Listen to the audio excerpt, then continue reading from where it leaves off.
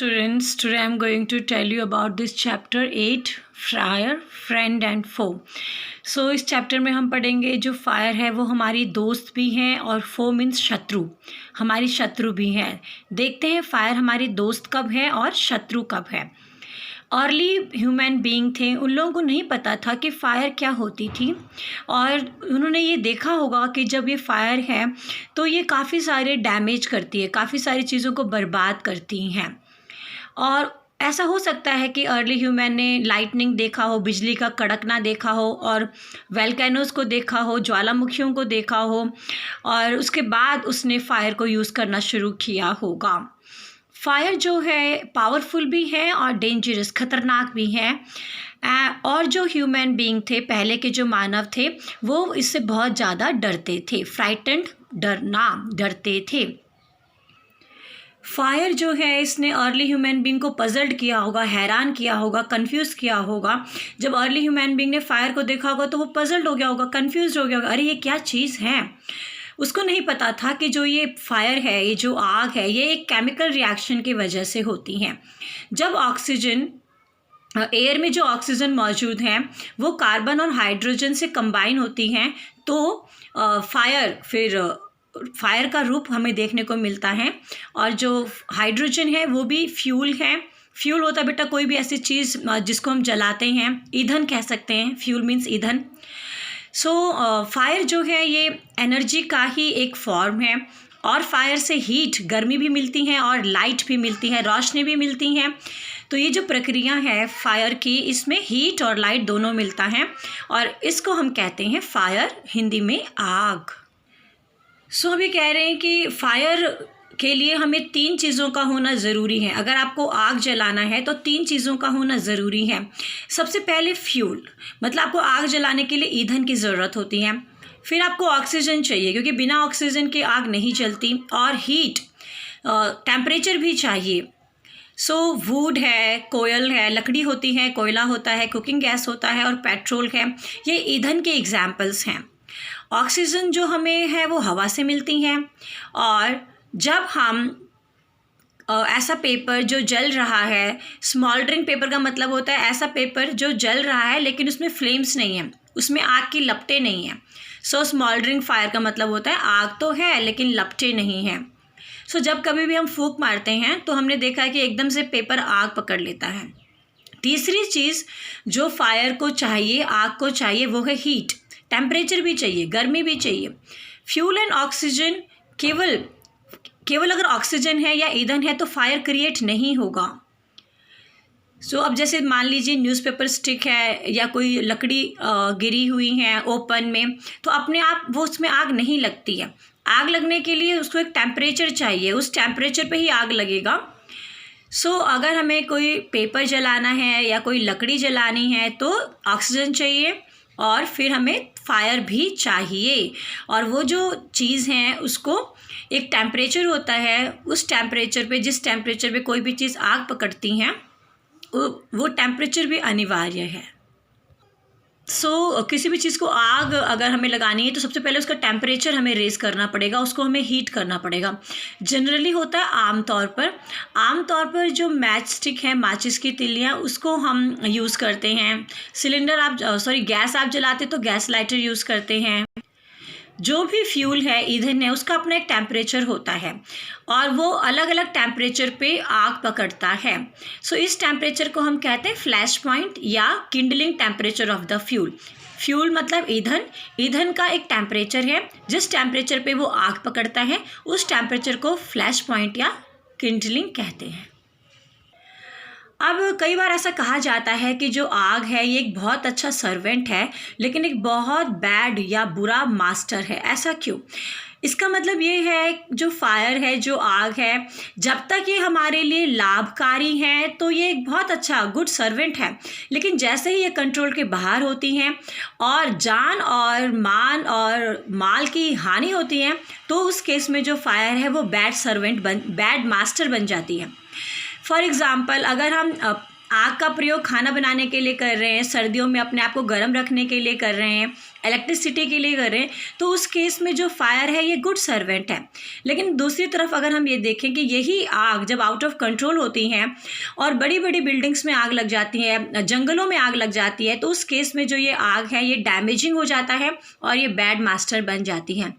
हर साल काफ़ी सारे घरों में काफ़ी सारे शॉप्स जो हैं वो फायर के वजह से डैमेज्ड होते हैं। आपने सुना होगा घरों में सिलेंडर फूट जाता है, बिल्डिंग्स में शॉर्ट सर्किट की वजह से आग लग जाती है, जंगलों में आग लग जाती है। तो उस केस में जो आग है वो बैड मास्टर होती हैं, बहुत सारा सामान बर्बाद होता है, बहुत सारे लोगों की जान भी जाती है। अब हमें 3 चीज़ों की रिक्वायरमेंट होती हैं आग को जलाने के लिए, और there are 3 main ways in which a fire can be put out. Put out का मतलब है बुझाना। तो 3 तरीके हैं जिससे हम आग को बुझा भी सकते हैं। और हमें अभी देखना है कि अगर हमें 3 चीज़ें जो आग जलाने के लिए अनिवार्य थी, उन 3 चीज़ों में से अगर आप एक भी चीज़ को हटा दोगे तो आग नहीं जलेगी। और पहला कारण है, पहला तरीका है आग बुझाने का कि जो ईंधन है, जो फ्यूल है, वो आप ऐड मत करो। सो मान लीजिए चूल्हे में आग है और अगर आप और लकड़ियाँ नहीं डालोगे तो आग अपने आप बुझ जाएगी, या आप कोयले से आग जला रहे हैं और आप और कोयला नहीं डालोगे तो अपने आप आग बुझ जाएगी। डाई आउट का मतलब आग का बुझना। दूसरा तरीका है आग को बुझाने के लिए, पुट आउट मीन्स आग को बुझाने के लिए, कि आप ऑक्सीजन की सप्लाई को रोक दीजिए। अगर फायर को ऑक्सीजन नहीं मिलेगा तो फायर बुझ जाएगी, पुट आउट हो जाएगी। स्मॉथर्ड होता है, स्मॉथर्ड मतलब होता है आग को बुझाना गीले कपड़े की मदद से, या गीले सैक होता है बोरी, गीली बोरी की मदद से भी आप आग को बुझा सकते हैं। क्योंकि इससे क्या होगा, जो गीली बोरी है या जो गीला कंबल है वो ऑक्सीजन को नहीं पहुंचने देता है जो मटेरियल जल रहा है उसकी तरफ, और फिर जब ऑक्सीजन नहीं मिलेगा तो आग बुझ जाएगी। और कार्बन डाइऑक्साइड जो होता है ये भी यूज़ होता है आग को बुझाने के लिए।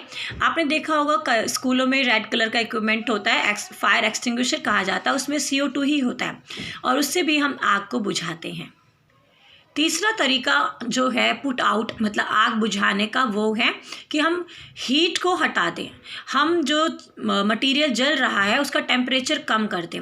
अगर किसी भी बर्निंग मटेरियल का टेम्परेचर कम होगा, फ्लैश पॉइंट से नीचे होगा, तो वो ईंधन जो है, वो फ्यूल है, वो जलना बंद हो जाएगा। और कई बार आपने देखा है कि आप जब माचिस की तिल्ली से कैंडल जला चुके होते हैं तो आप फूंक मार के उस मैच स्टिक को बुझा रहे होते हैं। फूंक मारने से क्या होता है, उसका जो टेम्परेचर है, जो हीट है, वो कम हो जाती है और उस वजह से आग जो है वो बुझ जाती है, कैमल स्टिक बुझ जाती है।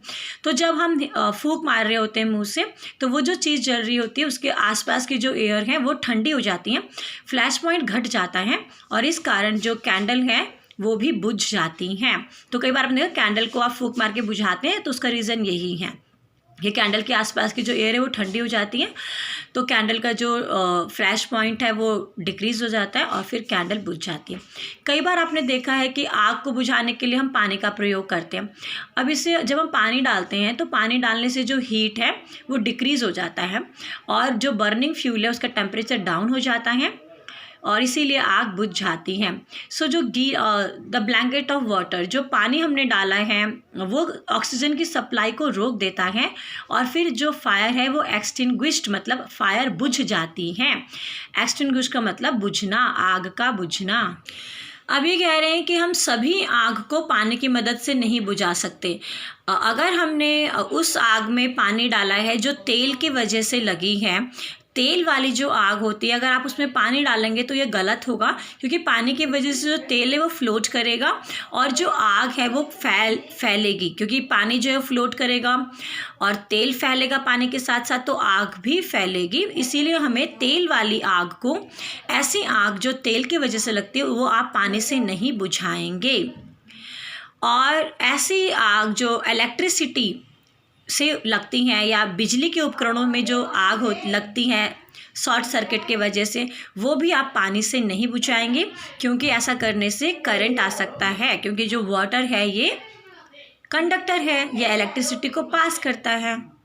सो अगर हम पानी डालेंगे ऐसी आग में जो इलेक्ट्रिसिटी की मदद से, इलेक्ट्रिसिटी की वजह से हो रही है, तो जो इंसान ऐसा कर रहा है उसको बिजली के झटके लग सकते हैं। तो हमें फिर ऐसी आग जो इलेक्ट्रिकल फायर है, जो इलेक्ट्रिसिटी की वजह से कहीं पर अगर आग लग रही है, शॉर्ट सर्किट हो रहा है, तो बेस्ट तरीका है कार्बन डाइऑक्साइड एक्सटिंग्विशर से आप उसको बुझाइए। हम हर साल मिलियंस रुपीस खर्च करते हैं आग को बुझाने के लिए, उसको नियंत्रण में लाने के लिए, और इससे भी ज़्यादा हम पैसा खर्च करते हैं आग को प्रिवेंट करने के लिए, आग की रोकथाम के लिए। फिर भी कई बार जो आग है वो आउट ऑफ कंट्रोल हो जाती हैं। तो हमने क्या सीखा है कि हम कैसे इस चैप्टर में आज आपने सीखा कि किस प्रकार की आग है, तो आप किस प्रकार उसको बुझाएंगे, और इस प्रकार अगर कोई समस्या आपके आसपास हो रही है तो आपको सूझबूझ का परिचय देना है और आग के अनुसार उसको बुझाने का तरीका आपको इस्तेमाल करना होगा। बहुत पहले क्या होता था, फायरमैन नहीं होते थे, और जब कभी भी कहीं पर आग लगती थी, ब्रोक आउट का मतलब स्टार्टेड, कहीं पर भी आग लग रही है तो हर कोई एक फायर फाइटर की भूमिका अदा करता था। सो जो इंसान होते थे वो आपस में एक लंबी सी चेन बनाते थे, और वो लोग जहाँ पर आग लग रही है वहाँ पर पानी की बाल्टियों को पास करते थे, और उसके बाद आसपास कोई कुआं है, कोई पॉन्ड है, वहाँ से पानी आता था। ये देखिए, अब इस प्रकार मान लीजिए यहाँ पे घर पे यहाँ पे आग लगी है, तो यहाँ से कोई सोर्स है पानी का, और वहाँ से ये लोग ऐसे पकड़ा रहे हैं पानी और फिर यहाँ पे बुझा रहे हैं। तो पहले समय में ऐसे ह्यूमन बींग्स फायर फाइटर का काम करते थे, और पानी है जो बाल्टियों में वो एक दूसरे को पास ओवर करते थे, और जहाँ आग लग रही होती है उसको फिर उस पानी की मदद से बुझाते थे ना। लेकिन अब काफ़ी सारे नियम बनाए हैं कानून ने कि जब कभी भी किसी बिल्डिंग का कंस्ट्रक्शन होता है, कोई इमारत बनाते हैं, तो उसमें काफ़ी सारे सेफ्टी मेजर्स हम रखते हैं। बिल्डिंग्स में काफ़ी सारा स्पेशली जो पब्लिक प्लेस है वहाँ पर काफ़ी सारे नॉर्म्स का मतलब होता है रूल्स एंड रेगुलेशंस को फॉलो किया जाता है, और इन बातों को ध्यान में रखा जाता है कि अर्थक्वेक अगर है तो उस हिसाब से हम बिल्डिंग बना रहे हैं। फायर कभी लग जाए तो लोग कैसे अपने आप को बचा पाएंगे, उसको दिमाग में रख कर भी बिल्डिंग बनाई जाती हैं। तो गवर्नमेंट ने काफ़ी सारे रूल्स रेगुलेशंस पास किए हैं, उसको ध्यान में रख के अब हमें इमारतों का निर्माण करना चाहिए। बैंड्स होता है ग्रुप। सो फायर फाइटिंग जो वर्कर्स होते हैं, जो स्पेशली ट्रेंड होते हैं, उनके पास इक्विपमेंट का मतलब यंत्र, उनके पास काफ़ी सारे यंत्र होते हैं, उनको फायर ब्रिगेड्स कहा जाता है, और उनका कार्य होता है पुट आउट फायर्स, आग को बुझाना। सो फायर फाइटर्स जो हैं ट्रेंड पीपल हैं, इनको टेक्निक होती है, इनके पास कला होती है, उनके पास काफ़ी सारी स्किल्स हैं, और ये आसानी से जहाँ पर आग लगी है वहाँ पे उस आग को कंट्रोल में करने के इनके पास काफ़ी सारे मेथड्स होते हैं। तो ये इलेक्ट्रिसिटी सप्लाई को रोक देते हैं, काफ़ी सारे मान लीजिए दीवारें हैं उनको तोड़ देते हैं। सो नॉक डाउन का मतलब होता है डैमेज करना, तोड़ना, डिस्ट्रॉय करना। Knock down, damage, destroy. पानी का छिड़काव करते हैं, और काफ़ी सारे मटीरियल्स होते हैं जो आग को कंट्रोल में लाने के लिए ये लोग प्रयोग करते हैं, क्योंकि जो फायर ब्रिगेड होते हैं ये टेक्निकली फायर को बुझाने के लिए इनको शिक्षा दीक्षा दी जाती है। सो ये जो फायर फाइटर्स होते हैं, फायर ब्रिगेड होते हैं, इनको ये भी सिखाया जाता है कि अगर लोग जले हुए हैं तो उनको किस प्रकार ये ट्रीटमेंट करेंगे, किस प्रकार धुएं में अगर लोग फंसे हुए हैं तो उनको बाहर वहाँ से सुरक्षित निकाल लेंगे। सो जो फायर की डिस्कवरी थी, डिस्कवरी मीन्स खोज। सो जो फायर की खोज थी, आग की खोज थी, इसने हमें कई तरीके से मानव को मदद की है, और इसकी वजह से जो इंसान है वो बेटर जी पा रहा है, उसकी ज़िंदगी में सवार, उसकी ज़िंदगी सुधरी है, और धीरे धीरे इंसान ने अपने लाइफ को फिर सेटल डाउन किया, ये जगहों में बसने लगे। इससे पहले तो जो अर्ली ह्यूमन बींग थे वो खाना बदोश थे, नोमैड्स थे, खाने की तलाश में यहाँ वहाँ घूमते रहते थे। जो आग है, जो फायर है, अभी भी इसकी पूजा की जाती है भारतवर्ष में, और इवन विश्व में भी कई ऐसे जगह है जहाँ पे आग को देवता माना जाता है और उसकी पूजा की जाती है।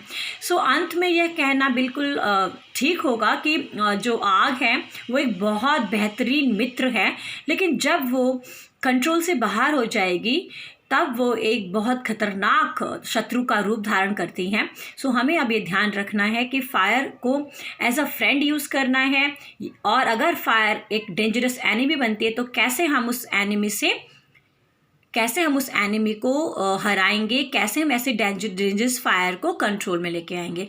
आई होप आज इस चैप्टर में आपको समझ में आया होगा फायर क्या है, फायर कैसे क्या क्या फायर के लिए ज़रूरी है, जब फायर लगानी है तो 3 चीज़ें क्या अनिवार्य हैं, किस प्रकार की फायर को कैसे हम बुझाएंगे। Thank you students.